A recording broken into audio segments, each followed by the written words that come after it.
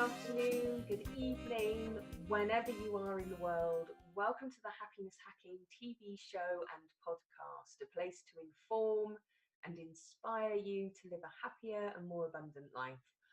I'm Patricia Madalena, international best-selling author, NLP master, trainer and integration therapist. But more importantly, I'm mum to three full power children who span the toddler to teen age bracket, and they teach me and they inspire me to show up every single day. Now, each week there's a brand new episode tying in extracts from my best-selling book, The Happiness Hacker Reveals, as well as inspiring interviews from experts in their fields, all designed to support us on our mission to stay connected and present and happy in this hectic world. And if you've not yet ordered a copy of The Happiness Hacker Reveals, make sure you do. Go and grab one so that you can access all of the amazing bonuses and trainings that I've created to help you have a happier and more successful and more abundant life. You can find out more over at www.transformation.tv, and remember to bounce on over to the Transformation TV Facebook page and like that so that you can stay up to date with all of our inspiring news and TV shows. So welcome to my first episode, 7 Steps to Better Mental Health and a Happier Life. Because over the years, I've been a therapist and facilitated retreats and workshops since 2007. And it's a question that comes up time and time again. How can I be happier in my life? It's a common thread. It weaves through us all.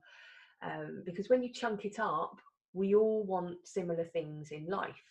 We all want to feel happy. We all want to feel free. We want to feel safe and loved and respected and content and joy. And for most of my clients and students, there's a huge part of them that doesn't quite believe they deserve it. How many times I've heard, I don't deserve to be happy. Yeah, they don't quite believe that happiness can exist and be felt just because, and not because of anything or anyone outside of ourselves, but just because I feel innately happy. Yeah, because most of us believe that another person or a partner will make us feel happy, that it's their job to make us feel happy, and for the most part we learn that from childhood. Yeah, we're taught to please or appease that significant other in our life. We learn that our happiness depends on and relies on our mum or our dad or our teacher, being happy with us because of something that we did or didn't do. And we're so easily crushed by another at that age, or by any age. And our natural state of happiness as a child is trampled over. Yeah, we're not taught how to move through those difficult feelings and those really difficult situations. Yeah, and for the most part, we're shut down if we do try to express anything big. Yeah. And all of those suppressed emotions and suppressed thoughts and those situations that have never been given the space to be processed and listened to and acknowledged get squashed down and decompartmentalized. Yeah, put over there, not to be dealt with or looked at. Yeah, and we do that enough times, we're completely decompartmentalized or fragmented, and that has a huge impact in our lives by the time we're adults. And it's this that blocks us from feeling truly happy and content with who we are and what we can do. It's this that impacts on our mental health day to day. And then we try to fill up and numb out on things that we think will bring us happiness. Yeah, and that feeds into all kinds of addictions, from relationships to food to drink to drugs to sex, all trying to fill up that place inside of separation, that emptiness, that place of unhappiness. We're trying to fill that up. We're trying to make ourselves feel happy and satisfied with our life. And then we go out searching because it's the job with the loads of money or the material things that will make us feel happy. And don't get me wrong, yeah, I know not having money day to day is extremely miserable and really scary. I've done my time there. Yeah, I raised my two boys in a council house with 5 jobs. I know what it's like to be skint and even below the breadline, even though you're working your ass off. So I know that having money brings a sense of happiness. It brings a sense of safety and security, of course. But here's the thing, most of the time that when I was on the breadline, we were happy. There was an innateness that I was happy. We were happy. Our little family unit was happy. And yes, it was safe, and it felt great when I shifted my life and changed my life and brought in more money. But us being happy with who we are and our little family, that's not changed. That's been a constant. But here's the thing, there's some extraordinarily rich people out there who are just super unhappy and really dissatisfied with their life, regardless of how much money they throw at it. It doesn't really create happiness in the long run, because when you're at home at night and you're in your own bed and you're in the dark and you're having a little think and you're having a little review on your life, you know deep down whether you are happy. And that doesn't matter how much your bed costs or how expensive your house is. It doesn't matter how much you've got in your bank account. You know inside yourself whether or not you are happy and content, whether your mental health's getting a battering day to day. Because happiness is really that, it's an inside job. And no one can make you feel happy or unhappy. Not really. That's down to you. Yeah, and whilst you can experience short-term happiness, or I'd actually call it relief, when you have the money to pay the bills and put food on the kitchen table, shoes on your kids' feet, it's not really addressing the real reason you're not happy with your life. And you can try and, change your external world all you like, but until you do the inside work, you'll just be putting yourself in a vulnerable state, because your happiness will then depend on another, on how they treat you, or it will depend on a job, or it depend on how much money you have. And when it depends on something outside of yourself, you leave yourself open to pain and disappointment and unhappiness and all those things that all tap into creating a state of unhappiness, because it's not their responsibility to make you feel happy, it's yours.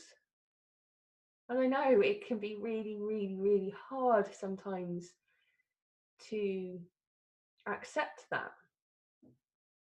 But when I realised that, and I mean really realised it, when it truly clicked, sunk in and became unconscious competence, that it was down to me and me alone, that's when things changed for me on a massive scale. Because happiness to me is a combination of how I feel. How safe do I feel? How satisfied do I feel? How good do I feel today? In a kind of stable and balanced kind of way. And your mood changes and fluctuates, but my underlying foundation now is one of happiness and thankfulness, because I've got a few steps up my sleeve that help me with my mental health, which then feeds into me feeling happier in my life. And that's the thing, it turns out that it's a constant tweaking and a constant analysing it and constantly seeing where I am in any given moment. It's not like I'm arrived at happiness, because as you know, life is a journey, but it's a journey of being present in the moment. And that takes awareness. That takes an awareness to what is happening in this body right now? What is happening in this body right now? What is happening in the environment around me? And then actioning or tweaking what needs to happen to bring about that state of happiness and balance and safety and security again. It's not always a quick fix by any means, but it does take an awareness of where you are in that journey, bringing it back to being present within that. Because, you know, you can tell a happy person a mile away, a conscious person, an aware person. Yeah, I don't mean one of the happy types that kind of slap a smile on their face, but everything about them is like, I'm sad, you know, I'm not happy really, I'm just pretending to be happy. I'm not talking about that kind of happy person. I'm talking about that happy person that there's a happiness that is the essence of them. They look at peace with themselves. They look at, you know, they're content with their world. They have fun. They have adventures. They're positive. They've got goals. They're achieving. But there's just this essence of peace and kind of groundedness about them. I'm really attracted to that. Yeah, they have that belly laugh. But also as well, you know, they're real. So if they are sad, they're sad. They show it. They're aligned with who they are in any given moment. It's not about being happy all the time. It's about being real and in alignment with that. And I'm really attracted to that. And I want to embody that. And that's part of my mission, is to embody that way of being. Because to me, it all feeds into having a happier life and a better mental health state. Because that's the thing, you see, you know, it is a choice. It might not seem like it right now with where you are in your world, but it is your choice. You do have the power. We can decide to change our life no matter what environment you're currently living in, who you're currently with, no matter, you know, how much money you've got in your bank account, any of those things. You have the power, the innate power within you, to learn to be more happier day to day. And that it's a skill. It's a skill like walking and talking and eating and writing. You can learn to be happier. It just takes a realization that I'm not happy. I'm not happy in this area of life. I'm not happy with this. All areas of life, one aspect of life, you know, ownership of that, 100%, stepping out of the blame game, you know, that then leads you into then seeing, right, this is my responsibility. There's the power. That's your power. That's your choice. Right, it's up to me. And then you can ask yourself, what needs to happen for me to be more happier in my life, more content, more stable, more balanced? So I suggest buying a little journal. I love journals. I love stationery. And writing on the top of the page, why am I not happy? And make that list of all those things in your life, big and small, that feed into you feeling not happy, not content, not safe, not loved, not respected, and keep adding to it. You know, and that list, it can get quite long when you're really honest with yourself, but you need to know where you are right now. Because if you don't need any orienteer, if you don't know where you are right now, how can you decide where you're going to be, where you want to go? So it's about being super honest with yourself, and that's hard. But this is a commitment to work with yourself on this. This is a commitment to bring yourself back to you and engage with yourself, and that's where the power lies. So when you've got your long list of all the things of why you're not happy, ask yourself, what needs to happen for me to be more happier in my life? So write that down. What needs to happen for me to be more happier in my life? And then write that list. Get it all out, all the things big, the things that you know immediately that will make you happier in your life, and then all the little things that you might just have discounted or forgotten about that you like to do. Make it easy. Make those goals doable. And when they're doable, they're achievable. And when they're achievable, you'll do them. And when you do them, you get filled with that feeling of success, like you've achieved something. That's what builds self-esteem and self-worth. Not someone telling you're amazing and how great you are. You achieving something personally, having that internal experience of achieving something fills us up, builds us up. And so we need to build ourselves up with self-esteem and self-worth and confidence. So what needs to happen for me to be happier in my life? Write that list, that massive list. It might be taking walks in nature, all those things, you know, baths, reading, you know, spending time with my friends, all those little things. And there might be big things, moving, change of job. Yeah. So make those big things, bring them down into doable bite-sized goals. So if it is a change of job, start looking and get really clear about what you want in your job. What makes you unhappy in your job, and then what would make you happy in your job, in your new job, and then start actively looking for that. But get that list, and then you can ask yourself, okay, so what does happy really mean to me? And this is really good. This is really interesting, because when you're in an unresourceful space, when you're in a space of unhappiness, it's really hard, it's really challenging to remember what it is that makes you happy. Yeah, it's like your brain kind of shuts down to all that knowledge and insight and wisdom that you once had access to. And so this really helps me, writing that big list of all the things that made me happy. And then when you find yourself in an unresourceful state, you can look back at your list and go, oh yeah, walking, that's great. Swimming, I love that. I need to go swimming. And it can jog your memory and bring you into a more resourceful state, because just doing those little things will fill you up with those good feelings, and then you can create a snowball effect.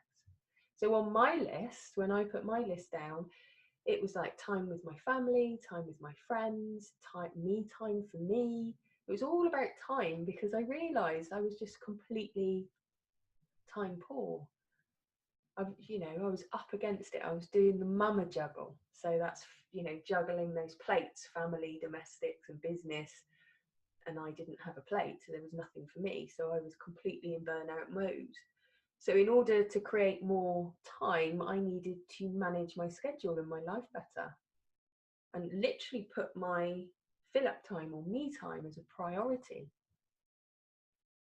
Everyone's going to be different. So what ignites happiness in you will be unique to you. You get that list and then you put it in your calendar. When you put it in your calendar, in your diary, you tend to do it. Yeah. So I've got 7 kind of steps or tips that I do that kind of boost my mental health and boost my mental health, my emotional health, and my physical health. And it will boost you on the inside as well. And I find it really helps me maintain a sense of balance, because life's life. So whatever happens on the outside coming in, when I'm in a really good state and I'm really filled up and I do all these things and I make that a daily practice or a weekly practice, those curveballs in life don't have such a dramatic effect. Okay, so being a happy person, living a happier life doesn't mean we won't encounter those problems.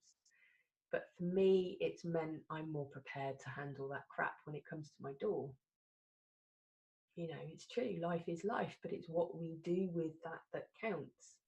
Yeah, and having a happy state of mind becomes addictive in the same way a negative state of mind does. Because each thought, memory, scenario triggers us, and it creates a feeling or a peptide to explode from the emotional cortex. Thousands of peptides exploding from the emotional cortex. So if yours is unhappy, these unhappy peptides, thousands of them, will travel to the appropriate lock on your cells in your body. We have millions of cells, and they have these little receptors that look like locks, and your peptide is like a key. So if you've got something that's making you feel unhappy and you're bursting with the unhappy peptides, they literally lock onto the cell and release that unhappy feeling.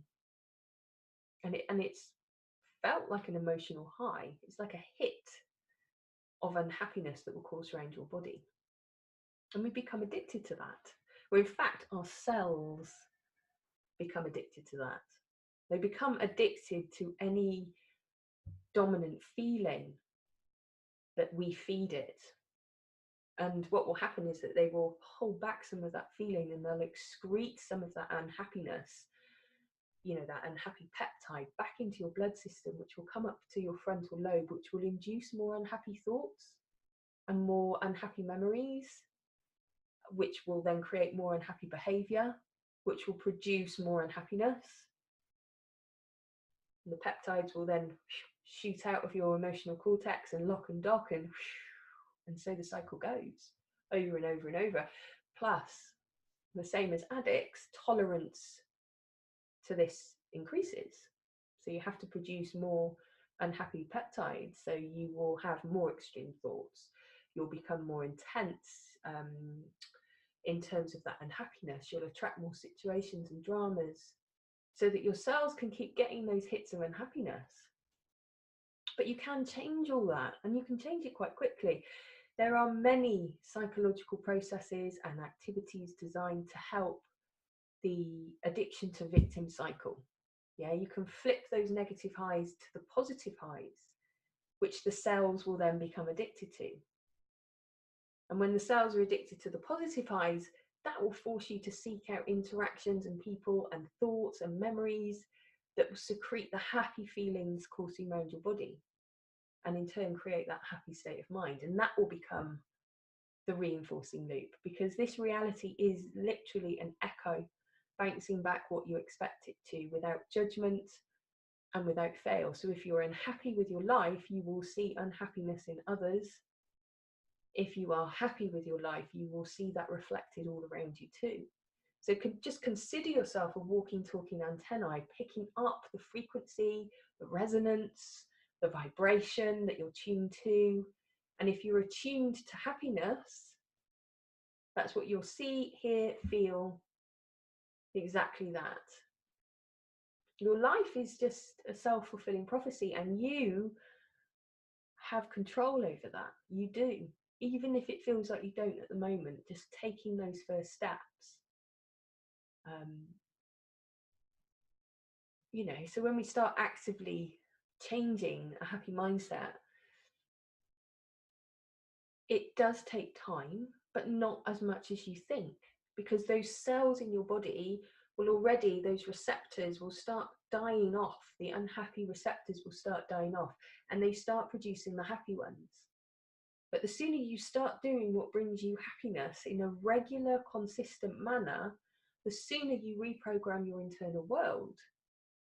Yeah, by actively engaging in all of that juicy stuff that makes you feel happy and content and safe and joy. That's the snowball. It will just start growing exponentially. So here's my 7 tips that will help maintain a happy state of being, a better mental health, physically and emotionally. So number 1 is reduce the stress and overwhelm and anxiety. Because when we're stressed out, my mind and my body, it just takes a battering, and eventually I'm in burnout mode and I get ill. And stress is probably the number 1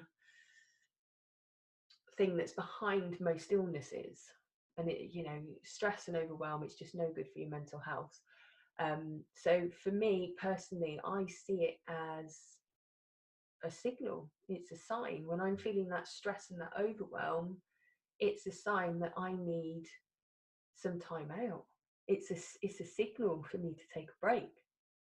Yeah, that stress and overwhelm. So I press the pause button on it, and I take that break, even if it's just for a 5-minute cuppa and a breeze outside can be enough.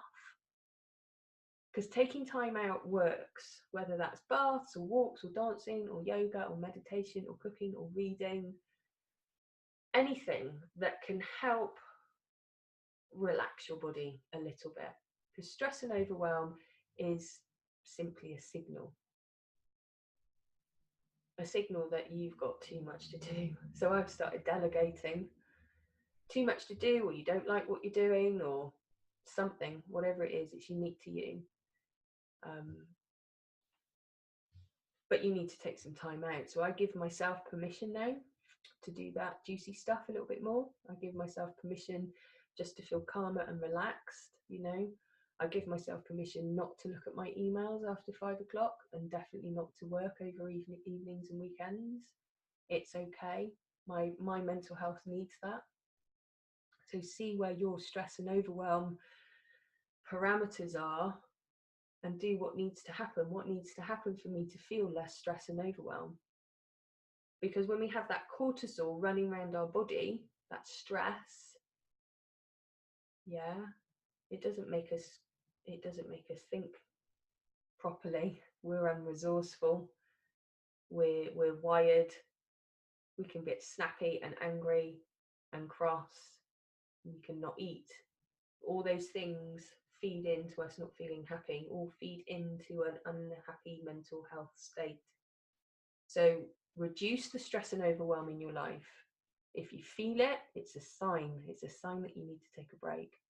Number 2 is be thankful. I mean, we hear it a lot, don't we? But it's a good one, because finding the gift in the shit is an art, and it takes practice. But the more that you can see above, through, or beyond what's going on, and you connect in with the gift or that lesson, the easier it is to ride those tricky situations and not get consumed by them. Because life is life. You know, it's gonna throw us those curveballs. But you've been able to put a spin on crappy situations as a gift. Being able to bring your focus of attention on what you do have in your life rather than what you don't helps rewire your brain. It literally rewires, because the neurons that fire together wire together. You just got to keep firing the positive neural net enough times so it becomes the natural way of seeing and being in this world. And practicing being thankful for having a laundry basket full to the brim means you have clothes to wear, and a washing machine being thankful for dishes means that you've had food to eat, and being thankful for the early wake-ups rather than moaning and groaning, meaning you have children to love or a job to go to. You need to become that spin doctor. Just takes practice, but it's worth it, because you'll start firing those positive neurons and creating a really good, healthy, positive neural net. Number 3 for me is meditation and mantra, because you are what you think. So I've created a massive long list, get your happy on list, of positive beliefs that you can upload really easily using the Rapid Rewrite, and will be accepted by the hard drive of your mind. So I like to do this at least 3 times a week. It's like going to the gym for me, but it's for my mind. Clean and clear it, clean and clear, clean and clear. Defragging, if you like, the hard drive of your mind. So anything that comes up for me, I'm on it. I like to rewrite and rewire myself on all levels. I use my own quests. You can find them at the bootcamp at www.transformation.tv, but you can also find me on Transformation TV Facebook page as well. And I run these beautiful quests that will help you clear your mind and your emotions and anything that no longer serves you. But meditation and mantra really was a game changer for me. So take that bit of time. It doesn't have to be a full-on hour. You know, it can be the time it takes to walk around the back of the car after buckling your kids up in the car seat. It can be a bath. It can be at the checkout, just taking that little bit of time, just giving your whole self a rest. I like to say I give myself permission to stop right here, right now, and I just feel myself rest and release, even for a minute. It will really help your nervous system. It will help your nervous system reset. It doesn't take long. Minute, 2 minutes. If you can do more, great, do it. But using positive affirmations as well, written in the right way, will rewire your brain.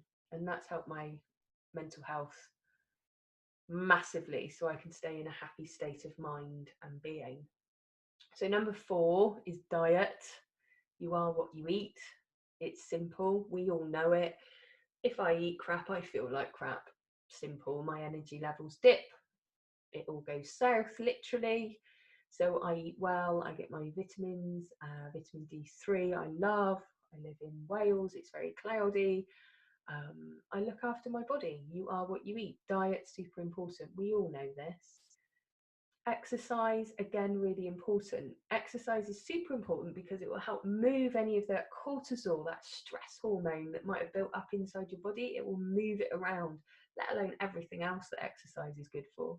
But do what you love. You know, it can be dancing, it can be yoga, it can be rowing or tennis, whatever rocks your boat. Walking in nature. Do some exercise. Number 6, which was a life changer for me, was sleep. Randomly, I ditched the caffeine nearly 2 years ago, and the outcome for that, my sleep has drastically changed. I have deep, nourishing sleeps every single night. Now I know what a killer sleep deprivation can be. My son, he wasn't a sleeper, so I had 1 full night's sleep in 5 years. I slept after the first half term as he started school. So I know what sleep deprivation can do on your mental health and your happy state of being. It destroys it.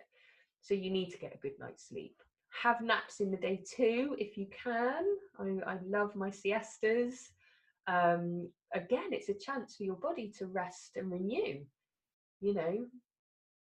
And if you are suffering from insomnia, I've got an amazing Sleep Deep Quest that the feedback has been amazing, that will help rewire your brain so that you give yourself permission to sleep. You can find that on my website. Number 7, super sonic important for me, is connection. And I mean connection with yourself. Yeah, like proper connection with yourself. That needs to come first for me so that I feel connected with others. Yeah, so feeling connected on the inside, feeling present in my body and here right now has taken practice, because we all spin out, don't we? We've got so busy, our lives are so busy, we can spin out and feel like we're up in our head, we can be outside of ourselves, we're not in our body and present, and that's when accidents happen. I tend to bang myself, bang my head or bang my body or drop things. That's my kind of signal. I need to come back home, I need to kind of ground myself. So I do a number of things. I kick my shoes off, I nip into the garden. I'm lucky, I've got a garden, I can feel the earth beneath my feet. Sometimes I need to have a shower. It kind of discharges all of that energy and information that I've soaked up that day, all that mental load that I've got running around the businesses and my family and everything, you know. The water just really helps to discharge for me. Find out what works for you. But it's important to connect back with yourself. It's important for good mental health, which feeds into to having a happier life. But I've got to the point now where I know my signals. I can action this quickly. You know, I can take my time out, grab my cuppa and just go and lie in bed with no stimulation. I need to connect in with me. We all do. All of us. Every single one of us. We need that time. So create your list of juicy things that fill you up and write them on your calendar in your diary, because when it's in there, I just do them and everyone in my family can see what's happening. So it's easier for me to action. If it's not in that diary, I don't tend to do it. So I put it in there and I make sure I don't knock it off the priority list. So I'm going to leave you today with some home play. So this question, I'm going to leave you with a question. And it's a question that helped change my perspective and my world massively. And you might think, it's just a question. How could that do anything that tangible? But it did. So there's a load of questions that I'm going to feed into these podcasts and TV shows, these little questions of possibility, because that's it. This question opened me up to unlimited possibility. So rather than try to answer this question yourself from your limited perspective, just ask it of yourself, ask it of your God, ask it of life, ask it of spirit, ask it of whatever it is for you, but just ask it. So the question is, how does it get better than this? How does it get better than this?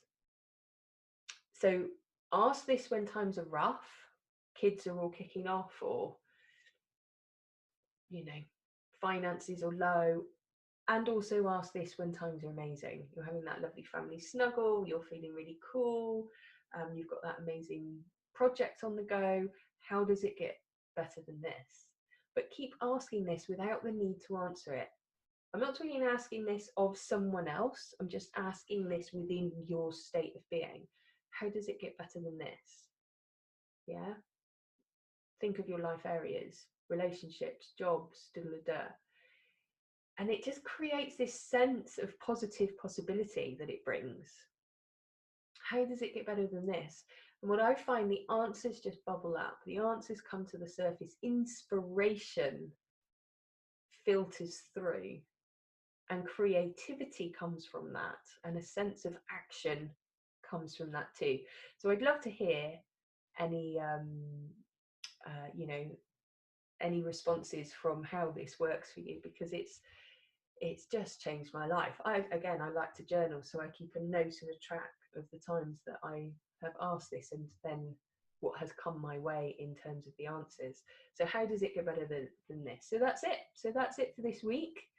That's our first show. Thank you for joining me. Next time I'll be chatting with the amazing Joanne Avison. It's an amazing interview. She's an advanced yoga teacher and yoga therapist and structural integration practitioner, and she's the author of a book called Yoga, Fascia, Anatomy and Movement, and it's an amazingly insightful show. We talk about the fascial matrix, our fascia, which covers our entire bodies, what that is and why it's so important in creating and attracting the kind of lives that we do. It's cutting edge stuff, so make sure you tune in for that. And remember, if you'd like to transform your life and make the changes you need, then get in touch for a discovery call. If you'd like to work with me, in terms of a one-to-one.